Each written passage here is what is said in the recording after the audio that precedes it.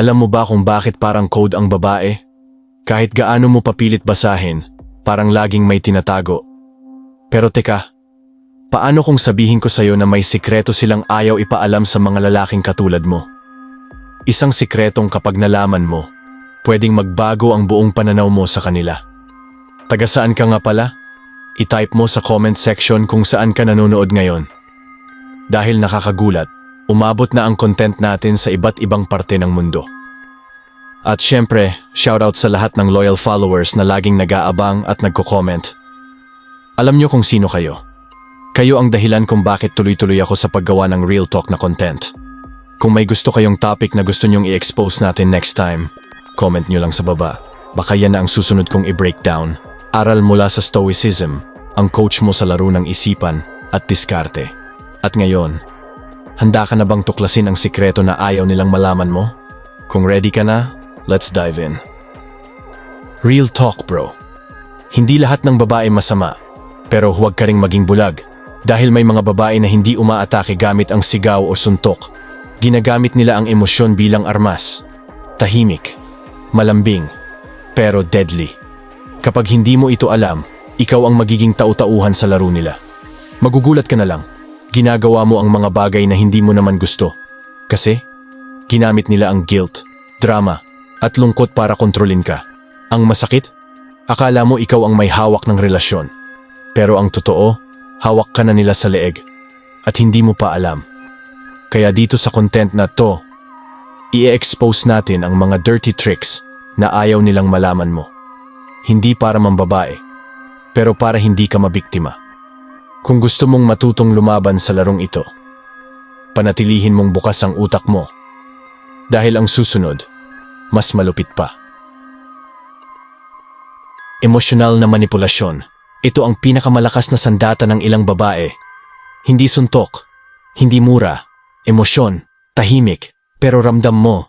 Hindi sila mag-uutos, pero mararamdaman mong dapat kang sumunod. Guilt tripping, silent treatment, bigla ang drama. Kapag may gusto sila, hindi nila sasabihin diretso. Maglalabas lang sila ng sigh. Magiging malamig.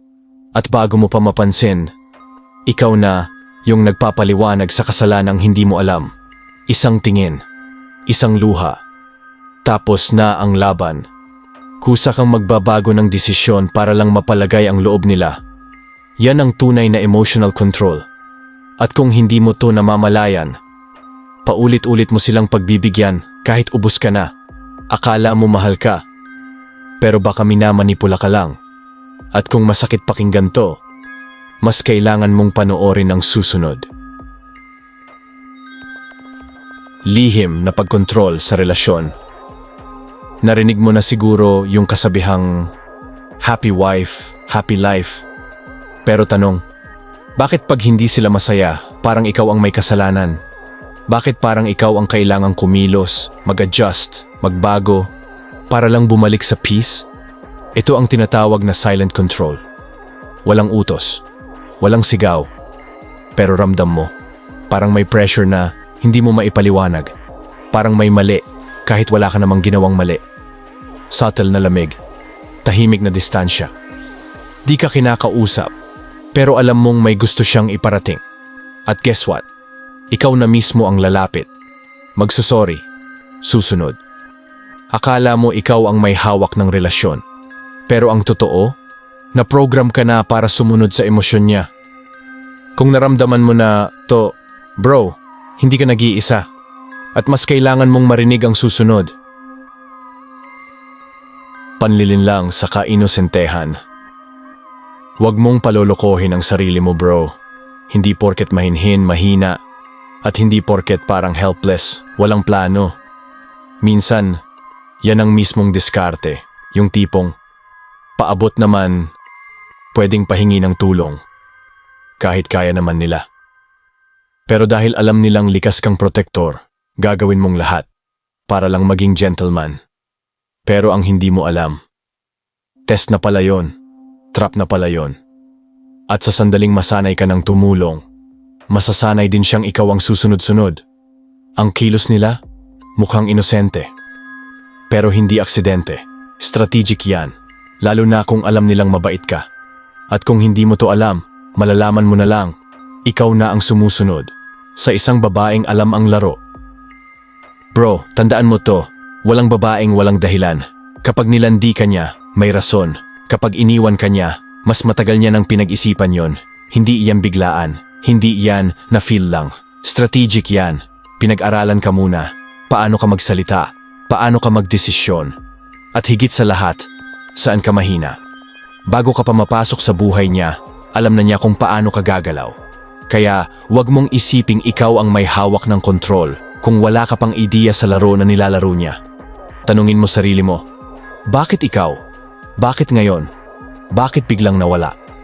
Kapag hindi mo kayang sagutin yan, ibig sabihin, hindi mo rin naintindihan kung paano kanya binuo at pinasag. At kung gusto mong bumawi, dapat matutunan mong maging mas malalim magbasa kaysa sa kanya. Paano malabanan ang manipulasyon? Kung gusto mong hindi pa ikutin, kailangan mong matutong umayaw sa laro nila. Pero paano? Una, kilalanin ang mga armas nila. Guilt tripping, parang ikaw ang may kasalanan, kahit wala ka namang ginawa. Silent treatment, iiwasan ka hanggang ikaw na ang magmakaawa. Love bombing, biglang lambing, biglang wala. Victim playing, drama para makuha ang simpatiya mo. Pangalawa, huwag kang maging emosyonal na alipin. Kapag may drama, huwag agad mag-react. Pag-isipan mo, totoo ba to? O taktika? Pangatlo, huwag magdesisyon dahil sa pressure. Gamitin mo ang lohika. Kung hindi mo kayang tumanggi, ikaw ang talo. Maging independent. May sarili kang goals, sarili kang mundo. Kung puro siya ang sentro ng buhay mo, madali kang paikutin. At pinakaimportante, piliin mo yung babaeng totoo. Hindi yung magaling lang magdrama. Dahil hindi lahat ng ngiti, malinis ang intensyon. Ang tunay na lalaki. Bro, tandaan mo to. Hindi lahat ng sikreto ng babae ay masama. Minsan, instinct lang nila yon para protektahan ang sarili nila. Pero ang tanong, ikaw ba may paninindigan o alipin ka ng drama, emosyon at validation mula sa kanila? Ang tunay na lalaki, hindi madaling paikutin. Hindi siya nagmamadali, hindi siya nagmamakaawa, at lalong hindi siya nabubuhay para lang mapasaya ang babae. Gumagamit siya ng luhiya, hindi lungkot, ng pananaw, hindi panikluhod. At sa ganong klasing mindset, doon nagsisimula ang mas mature na relasyon, hindi sa kontrolan, kundi sa respeto. Kaya kung gusto mong magbago ang laro, simulan mo sa sarili mong isip. Ito na ang katotohanan na ayaw marinig ng maraming lalaki. Ang tunay na lakas, hindi yan nasusukat sa kung gaano kakagaling magpatawa, manuyo, o magpakasweet.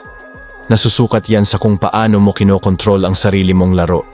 Kung ang diskarte mo ay puro habol, chat, at please, talo ka na agad. Dahil ang desperado, madaling paikutin. At ang madaling paikutin, walang respeto. Lahat ng galaw mo, dapat may purpose. Lahat ng desisyon mo, dapat ikaw ang may hawak. Hindi ka sumusunod sa emosyon niya. Ikaw ang gumagawa ng rules. Kapag natutunan mong buuin ang sarili mong laro, hindi ka nalalaruin ng kahit sino. At yan ang dahilan kung bakit ang lalaking may disiplina at kontrol. Laging nasa itaas. Desperado o disiplinado, ikaw ang pumili o ang power moves ang lalaking hindi kayang kontrolin. Gusto mong maging lalaking hindi kayang kontrolin? Simple lang. Tanggalin mo na ang mindset na kailangan mo siya para maging buo ka. Dahil sa sandaling naniwala kang siya ang sagot sa lahat. Doon ka na nagsimulang matalo, magbigay ng espasyo, hindi ka 24/7 customer service. Kapag laging available ka, nawawala ang mystery. At kung wala ng mystery, wala na ring challenge. Alamin ang tunay niyang motibo. Gusto ka ba niya talaga? O gusto lang niya ng attention, validation, o simpleng entertainment? Ang tunay na power move? Hindi yung pataf ka lang, kundi yung marunong kang umiwas kapag nilalaro ka na. Tahimik, kalma, pero hindi basta-basta. Kaya ngayon, tanong ko sa'yo, ikaw ba ang may control? Or scripted lang lahat ng galaw mo? The ultimate power move. Alam mo ba kung ano ang pinaka nakakatakot para sa isang babae? Hindi yung lalaking gwapo, hindi yung mayaman, kundi yung lalaking hindi niya kayang kontrolin. Yung hindi nababali ng luha, drama o pangaakit. Yung kaya niyang tumingin sa kanya at hindi manginig o maghabol. Kapag hindi mo siya hinahabol, doon siya magsisimulang magtanong, bakit hindi siya tulad ng iba? Bakit parang hindi siya affected? At diyan na nagsisimula ang psychological obsession dahil ang babae gustong makuha ang hindi niya agad makuha at ang lalaking may disiplina at emotional control, yun ang hindi niya makalimutan. Ang tunay na alpha, tahimik, kalma, pero hindi kailanman mapapaikot. Kung umabot ka sa dulo ng video na to, ibig sabihin isa kang lalaking hindi basta-basta. At dito sa Cerebral Hacks, di tayo nagpapadala sa drama, utak ang puhunan. Dahil sa larong to, ang may utak ang nagwawagi. Hindi yung gwapo lang, hindi yung mayaman lang, kundi yung marunong mag-isip, marunong magbasa, at marunong umiwas. Kung gusto mo pa ng ganitong klase ng diskarte at mindset, mag-subscribe ka na. At i-comment mo rin kung anong topic ang gusto mong i-breakdown natin sa next video. Baka yan na ang sunod nating i-expose. At tandaan mo bro, oras na para ikaw ang nasa itaas. Hindi dahil sa yabang, kundi dahil alam mo na ang laro.